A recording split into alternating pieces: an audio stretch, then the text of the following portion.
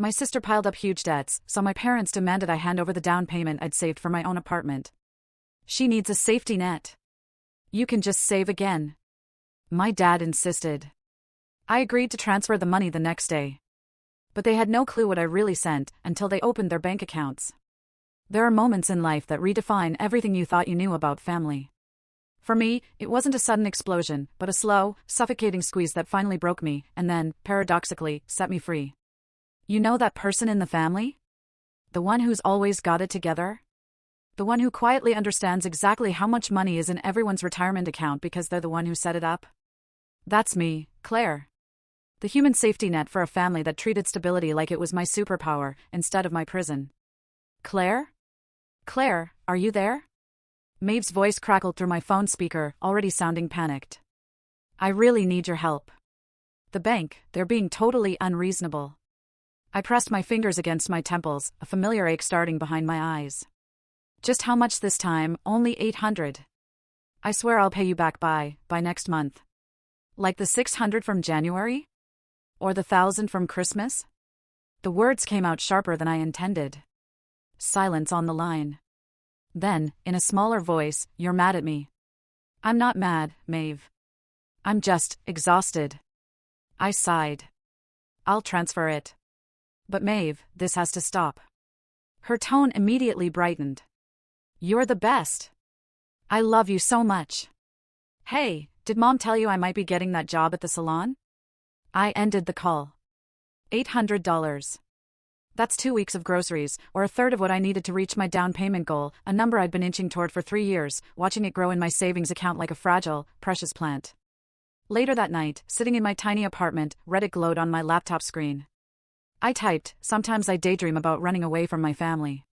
The words poured out, years of being the responsible one, of watching my sister burn through money in relationships while our parents cleaned up her messes with my savings account. My phone buzzed. Mom. Honey, we need to talk about Maeve, she said, her voice trying to sound casual, but I could hear the tension underneath. What's she done now? I asked, my stomach already tightening. It's complicated. Your father and I think it would be better to discuss this in person. Can you come over tomorrow night? My stomach plummeted. How bad? $42,000 in credit card debt.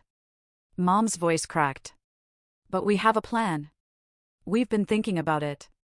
And since you're so good with money, the rest of her words faded into static. $42,000. Almost exactly what I'd saved for my down payment. Claire, are you listening? Yeah, Mom. I'm here. My voice sounded far away, even to myself. Good, because we really need you to be there for your sister right now. You know how she struggles, and you've always been so responsible, so good at saving. I stared at my laptop screen, at the blinking cursor under my Reddit post. Someone had already commented, you don't owe your family your entire life. Claire? Mom pressed. You'll help, won't you? It's better this way. She needs it more than you do right now. You're good at saving. You can always start over. Start over, the words hit me like a physical blow. 3 years of overtime shifts, of saying no to vacations, of living in this cramped apartment with a leaky faucet. All of it erased because Maeve needed another bailout. Of course, I heard myself say. I'll look at the numbers tomorrow. After hanging up, I opened my banking app again, staring at my savings balance. $43,875.20. Everything I'd worked for, everything I'd sacrificed for, and they expected me to hand it over like it meant nothing. My hands were shaking as I picked up my phone and opened my sister's Instagram. There she was, posted 2 days ago, showing off a new designer bag. Last week, pictures from a weekend trip to Miami. All while racking up debt she expected me to pay off.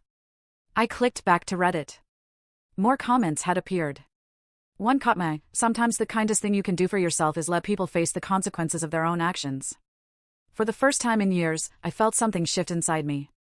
A crack in the foundation of responsibility I'd built my life on. My fingers hovered over the keyboard as I thought about consequences, about karma, about what would happen if just once I chose myself first. I opened a new tab and searched how to open a separate checking account. Sometimes the biggest changes start with the smallest actions, and sometimes revenge looks exactly like freedom. I sat at my parents' kitchen table, the same one where I'd done my homework 20 years ago, watching Mom stir her coffee with mechanical precision. 3 turns clockwise, always 3. Some things never change. We've worked it all out, she said, sliding a folder across the table. Your father's prepared all the transfer forms. It's just a matter of moving the money.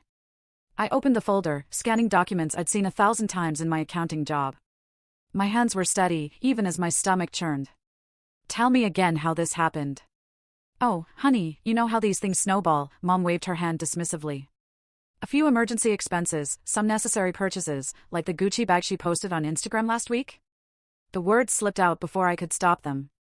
Dad cleared his throat from his position by the sink. Claire, don't be petty. Your sister is going through a difficult time. When isn't she?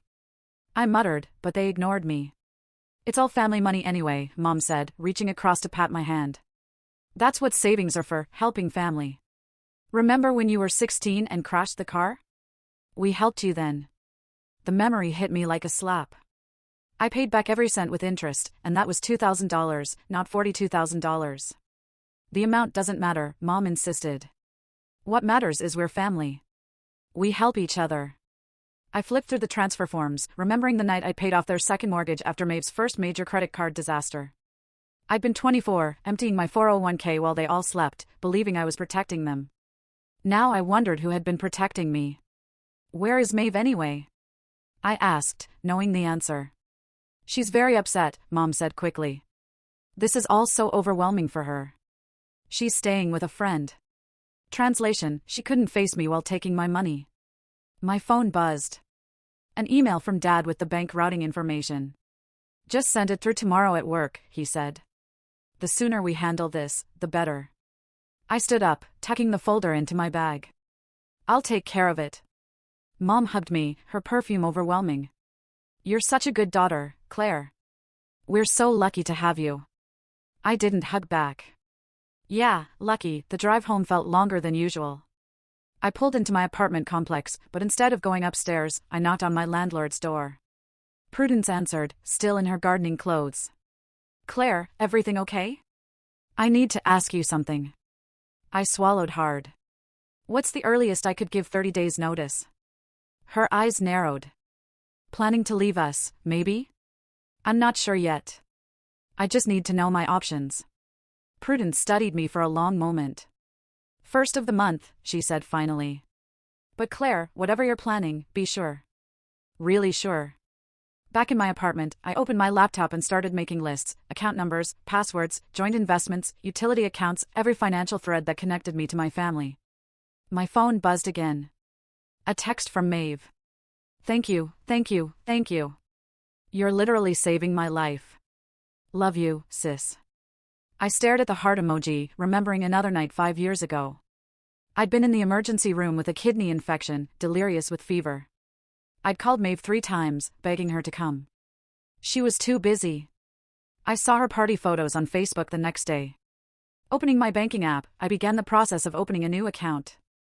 Different bank, different branch, no connection to any existing accounts. Then I started documenting everything, screenshots of transfer histories, spreadsheets of loans paid, receipts for bills covered. A new email arrived from Dad. Don't forget, transfer first thing tomorrow. Your mother's worried sick about this whole situation. I typed back, don't worry, everything will be taken care of by 9 a.m. It wasn't exactly a lie. By 9 a.m. tomorrow, everything would indeed be taken care of, just not in the way they expected. I looked around my small apartment at the life I'd built while supporting everyone else's. The down payment I'd saved wasn't just money. It was freedom. My freedom. And maybe it was time to use it for exactly that. Opening my phone, I pulled up Prudence's contact. My fingers hovered over the keyboard before typing, I'd like to give my 30 days notice starting 1st of next month. Her reply came quickly. Thought you might. Forms are ready whenever you are. I smiled, feeling lighter than I had in years. Tomorrow would change everything. And for once, I was ready for change. The office was quiet at 7 a.m. as I methodically worked through my checklist. Cancel joint credit card with Maeve. Done. Remove myself as guarantor from parents' accounts. Done. Update mail forwarding. Done. Each click of my mouse felt like breaking a chain. You're here early. I jumped. Gideon, from the cubicle next to mine, stood in the doorway holding 2 coffee cups. Couldn't sleep, I said, minimizing my screens. What's your excuse? He set one of the coffees on my desk. Quarter-end reports. But you've been here early all week. Everything okay? Just busy. I took a sip of the coffee. Perfect amount of cream. He'd noticed how I took it. Right. He didn't sound convinced. You know, if you need to talk, I don't. The words came out sharper than intended. But thanks for the coffee. He nodded and retreated to his desk. I felt a twinge of guilt. Gideon had always been kind to me, but I couldn't risk anyone knowing what I was about to do. Opening my bottom drawer, I pulled out a flash drive, my insurance policy. Years of receipts, transfer records, loan documents. Every dollar I'd given them, every bill I'd paid, every financial rescue I'd mounted. I'd spent weeks scanning and organizing it all. My phone buzzed. Mom. Just checking. You're handling the transfer this morning, right? Everything's in motion, I texted back. Not a lie. I pulled up the joint investment account I shared with my parents, the one they'd insisted I manage because I was so good with money. With a few clicks, I transferred my portion to my new separate account.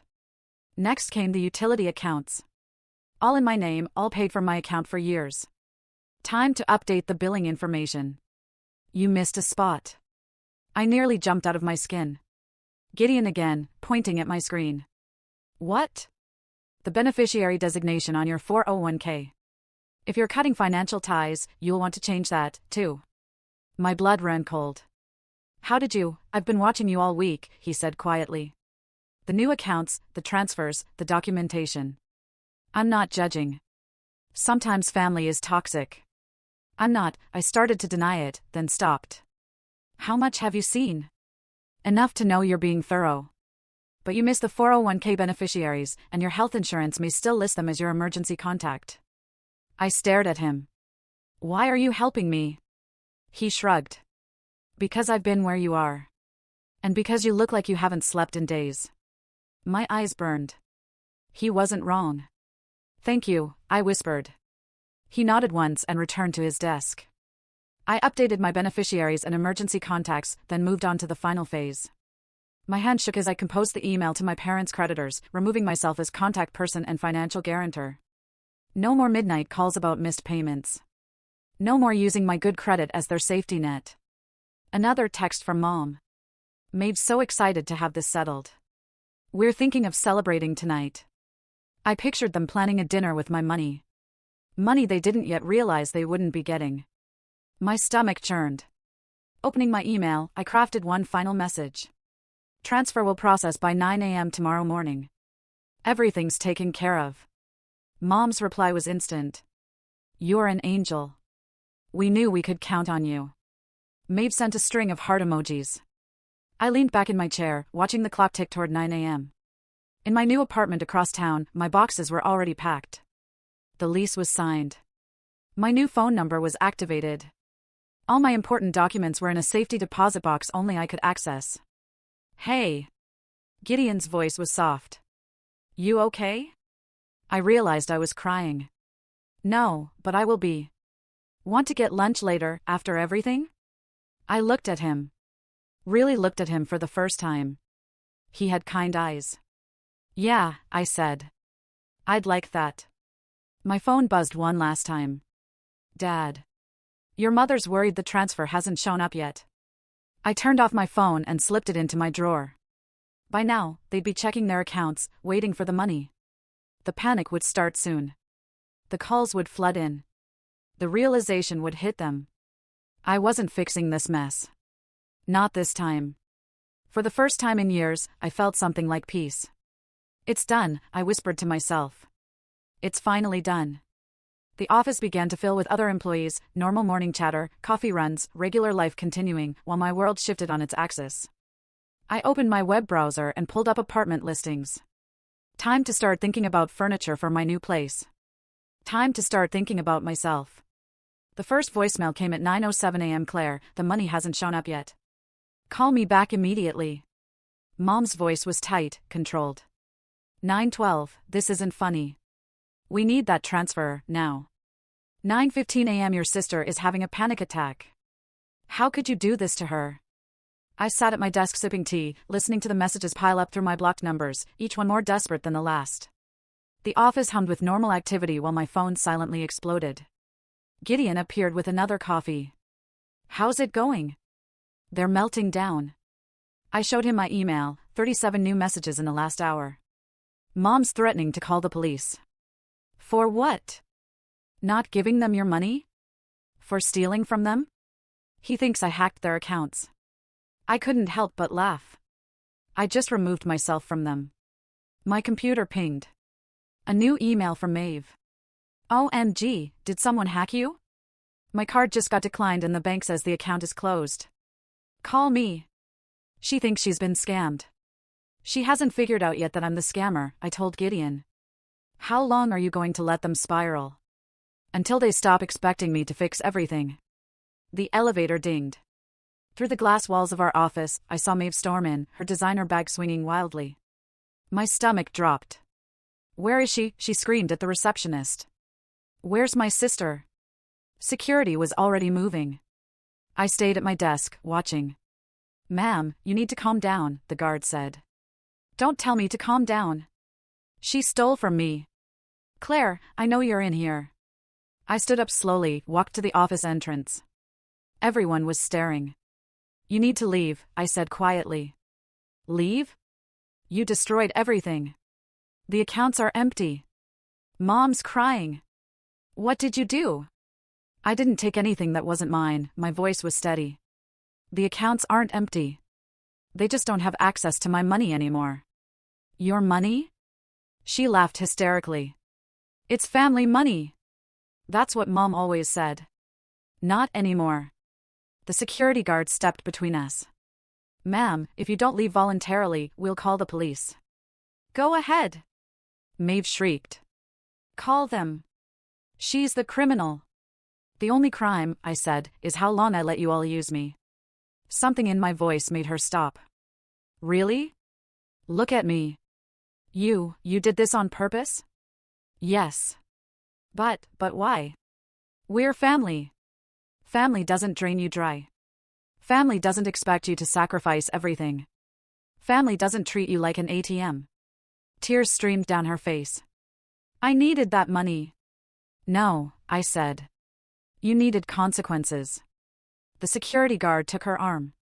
"Time to go. You'll regret this," she screamed as they let her out. "Mom and Dad will never forgive you." "I know," I said softly. "That's the point." The office was dead silent. I turned to face my coworkers, their shocked expressions. "Show's over," I announced. "Back to work." I returned to my desk, hands shaking slightly. Gideon appeared with a water bottle. "That was intense," he said. "That was just the beginning." My phone lit up with a text from an unknown number. "Dad, using Mom's phone. Your mother is having chest pains. If anything happens to her, it's on you." I blocked that number, too. Another email from Maeve. "I hope you're happy. You've destroyed this family. I never want to see you again." I typed back 3 words, "as you wish." Then I opened my bottom drawer, pulled out the flash drive, and plugged it in. Time to organize the evidence, just in case they tried anything legal. The spreadsheet of financial transactions told the story: 157 bailouts, $800 interest-free loans, $243 over 10 years. That's what family had cost me. "Claire." My supervisor stood at my desk. "Can we talk?" I followed her to her office, already knowing what was coming. "We can't have scenes like that in the workplace," she began. "It won't happen again," I assured her. "I've blocked all contact." She studied me. "Are you okay?" "No," I surprised myself with the honesty. "But I will be." Back at my desk, I found a sticky note from Gideon. "Lunch? You look like you could use a friend." I smiled slightly, stuck the note in my planner. Maybe I could. My email pinged one final time. "Mom, you don't belong in this family anymore." For the first time, those words didn't hurt. They felt like freedom. I typed back, "You're right. I don't." Then I turned back to my work, letting the silence of my phone wash over me like peace. The pounding on my apartment door started at 6 a.m. I sat on my couch, coffee in hand, listening to Mom's voice through the wood. Claire. Claire. I know you're in there. Open this door right now. I took another sip of coffee. The walls in this building were thin. My neighbors would hear everything. Good thing I'd already given notice. Your father is sick with worry. Is that what you wanted? To make us all sick? My phone buzzed. A text from my neighbor across the hall. Want me to call the cops? Not yet, I typed back. But thanks. I raised you better than this. Mom's voice cracked. After everything we've done for you, I nearly choked on my coffee. Everything they'd done for me, the memories flooded back, working 2 jobs through college while Maeve got a free ride. Emptying my savings to cover their second mortgage. Canceling my vacation to bail Maeve out of jail after her DUI. The pounding stopped, then softer. Please, honey, just talk to us. I stayed silent. Fine. Her voice turned cold. Have it your way. Footsteps retreated down the hallway. I waited 10 minutes before opening my door to retrieve the mail. At work, Gideon was already at my desk. You look terrible. Thanks. Mom showed up at my apartment this morning. Did you talk to her? No, but the whole building heard her talk to me. I slumped into my chair. HR wants to see me at 10 o'clock. Because of Maeve's scene yesterday? I nodded. Apparently, she's been calling the office multiple times. Want me to come with you to HR? Why would you? Because you look like you're about to break, and someone should have your back. The sincerity in his voice made my throat tight. I'm fine. No, you're not. And that's okay. Before I could respond, my email pinged. A message from an unfamiliar address made my blood run cold.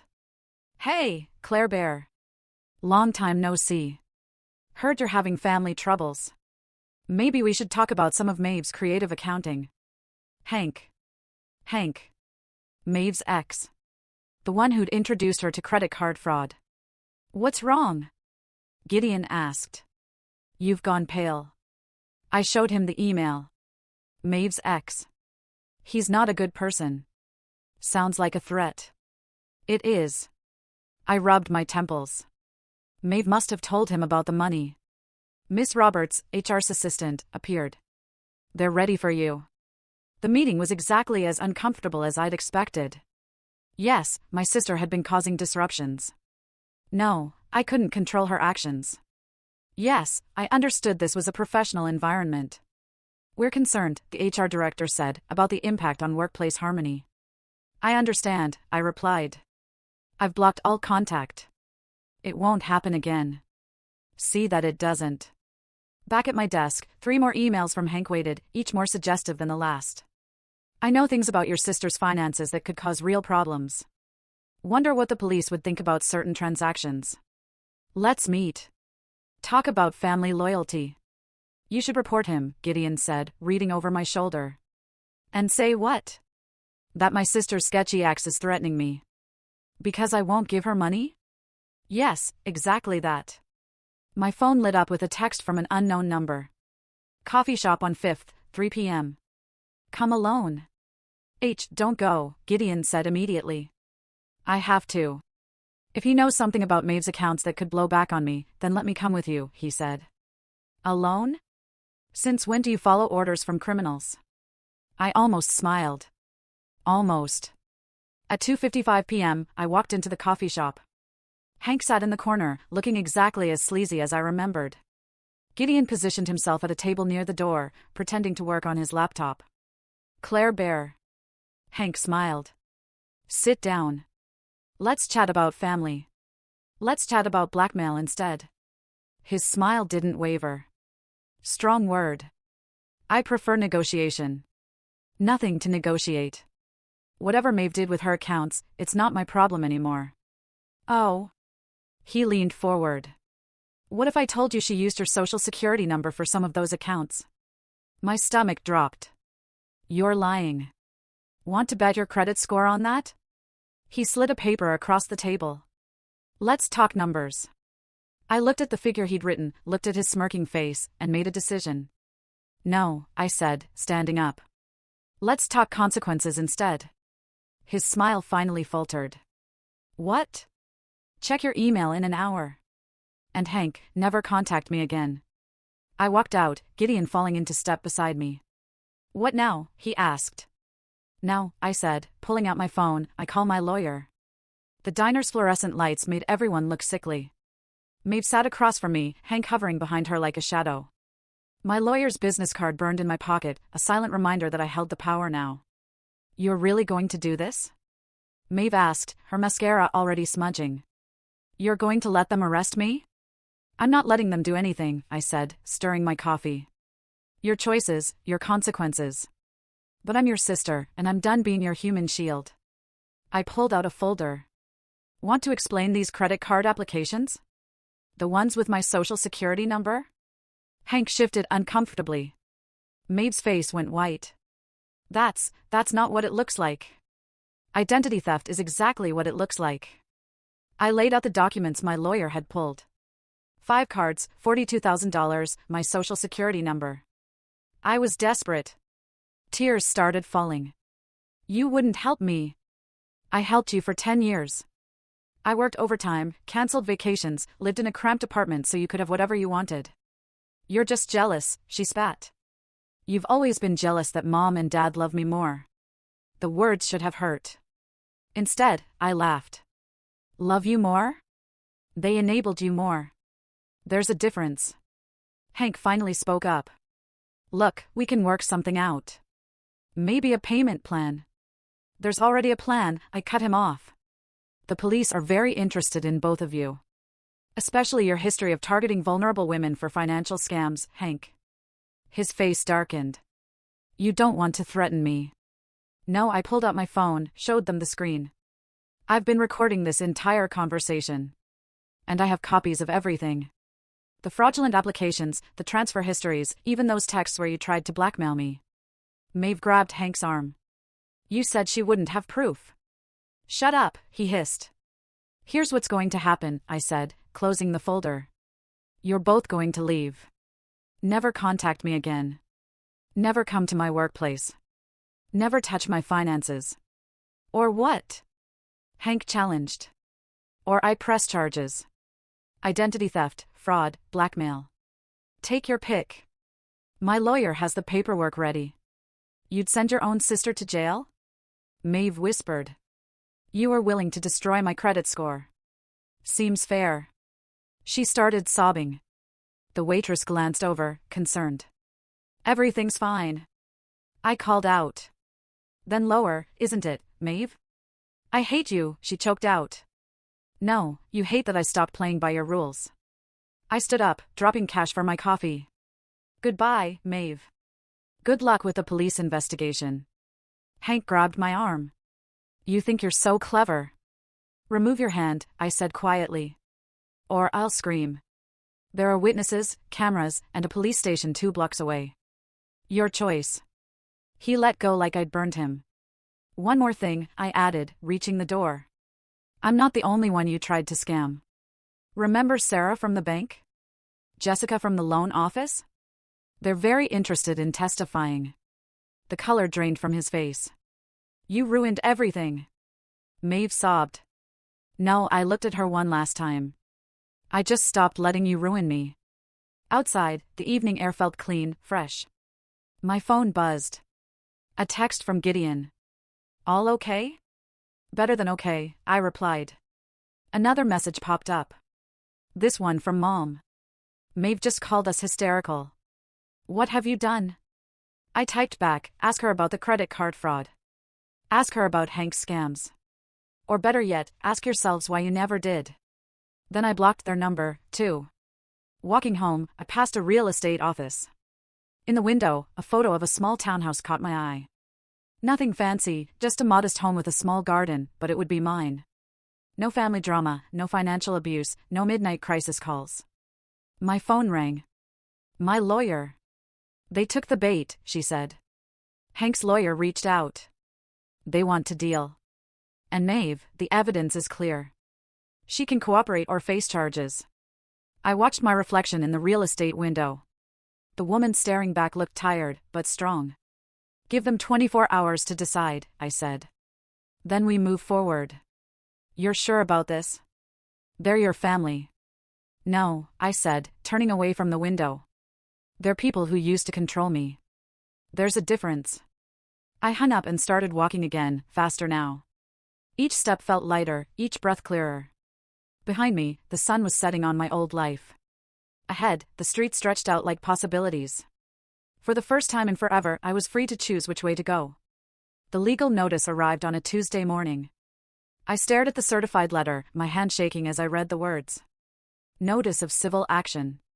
My parents had listed me as a co-debtor on a new loan, one I'd never signed for. They'd forged my signature, using our shared history of joint accounts as proof of my involvement. They can't do this, Gideon said, reading over my shoulder in the break room. It's fraud. They think they can bully me back into line, my voice cracked. They're trying to force me to help with Maeve's debt. Call your lawyer now. I did. She answered on the first ring. They're desperate, she said after I explained. This is good news. Good news? They're trying to steal my identity. No, they're providing evidence of a pattern of financial abuse. This helps our case. My desk phone lit up. The receptionist's voice was apologetic. Your father's here. Don't, Gideon said. But I was already standing. Dad looked older, standing in the lobby, defeated. Claire, please. Your mother's not sleeping. Maeve's talking about moving across the country. We just want our family back. The family where I pay for everything and get nothing in return? That's not fair. No, what's not fair is forging my signature. Mother's blood pressure, stop, my voice was steel.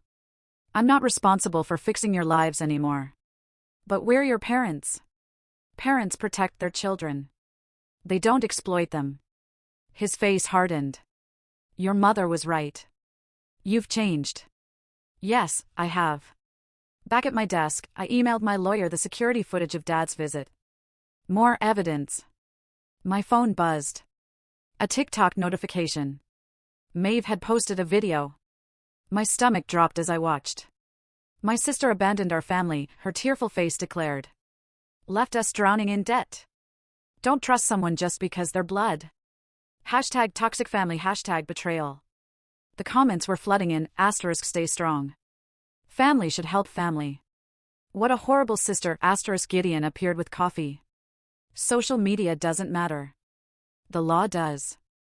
They're making me the villain. No, they're showing everyone exactly why you left. My lawyer called again. We've got them. The loan application, the forged signature, Maeve's social media posts admitting to debt. It's all evidence. Want to press charges? I thought about Mom's sleepless nights. Dad's defeated posture. Maeve's tears. Yes, I whispered. Send the cease and desist. File the police report. It'll get ugly. It already is. That night alone in my apartment, the emails started. Mom, the police came. Is this what you wanted? To destroy us? Dad, your mother's in the hospital. Stress attack. Are you happy now? Maeve, they're saying I could go to jail. I hope you rot. I forwarded each one to my lawyer without reading further. Then I opened Reddit, found my original post from weeks ago. Sometimes I daydream about running away from my family. The comments had multiplied, asterisk update us. Stay strong. You're inspiring others to break free, asterisk I started typing, update? I didn't run away. I stood my ground. Gideon texted, you okay? No, I replied. Honestly, but I will be. Want company? I make decent pasta. I stared at the message. In the midst of all this darkness, someone was offering light. Yes, I typed back. I'd like that. My phone lit up one final time. A message from Mom. No matter how far you run, blood is blood. That doesn't change. You'll regret this eventually. When you're alone and need family, remember who you abandoned. I thought about Gideon bringing me coffee, about my lawyer's fierce protection, about Prudence checking on me daily, about the Reddit strangers cheering me on. You're right, I wrote back. Blood is blood. But family is who lifts you up, not who drags you down. I'm not alone. I'm free. Then I blocked her number, the last one, and started making dinner. Tonight, I'd have pasta with a friend. Tomorrow, I'd face whatever came next. The police report was filed. The cease and desist was sent. The evidence was documented. For the first time in my life, I wasn't fixing their mess. I was fixing mine. The keys to my new townhouse felt heavy in my hand. Prudence stood beside me on the front step, holding a potted plant, a housewarming gift. "Ready?" she asked. I turned the key. The door swung open to empty rooms full of possibility. My possibilities. "It's smaller than your parents' place," Prudence noted. "But it's mine." I set down the box I was carrying. Every inch of it. My phone buzzed. A news alert. I'd set up notifications for certain names. There it was. Local businessmen arrested for financial fraud. Hank's mugshot stared back at me. "Good," Prudence said, reading over my shoulder. One down. Maeve took a plea deal, community service, financial counseling, and she had to pay everything back. And my parents? The cease and desist worked. They were leaving me alone. Moving boxes lined the hallway, each one labeled in Gideon's neat handwriting.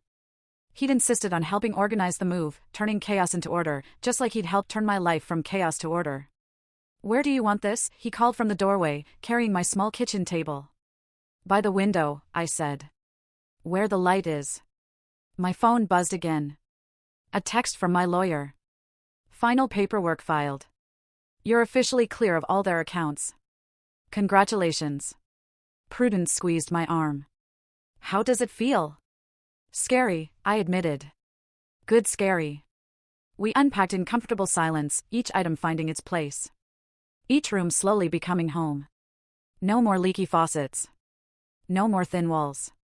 No more waiting for the next crisis. "Look what I found," Gideon said, holding up an old photo album.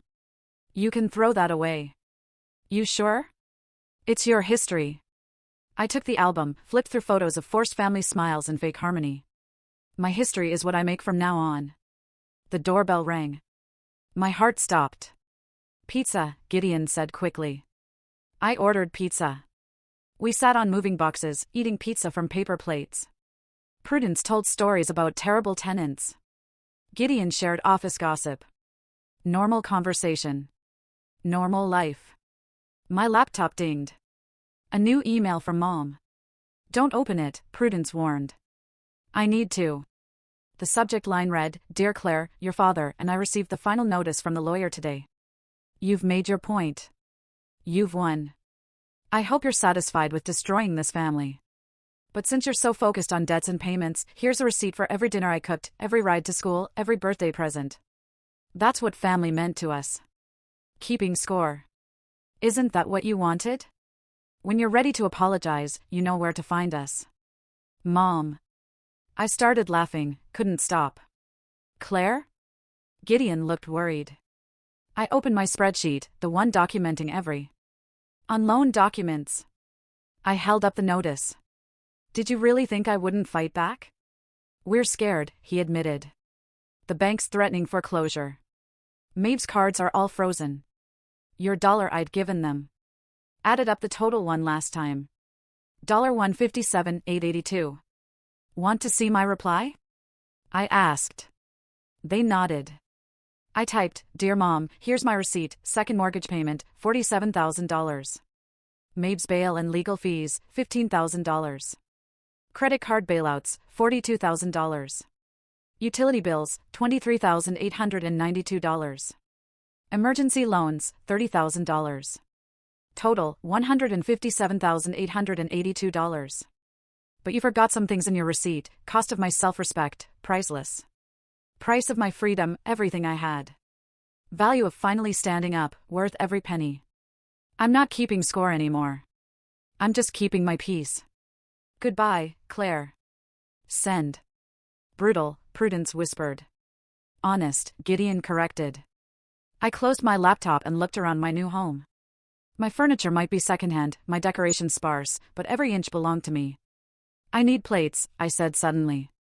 "And curtains." "And tomorrow," Gideon said, "tonight we celebrate." He pulled out a bottle of champagne. Prudence found paper cups in a box. "To new beginnings," she toasted. "To freedom," Gideon added. "To peace," I whispered. The sunset painted my empty walls gold.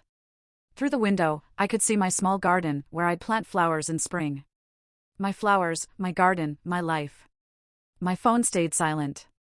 No crisis calls, no guilt trips, no demands. Just peace. More pizza? Gideon offered. I smiled. A real smile, not the practiced one from family photos. Yes. And tomorrow, maybe dinner. Just us. His answering smile was warm.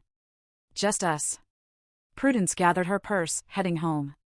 At the door, she hugged me tight. You did it, kid. You really did it. I watched her leave, then turned back to my new life. Empty rooms waiting to be filled.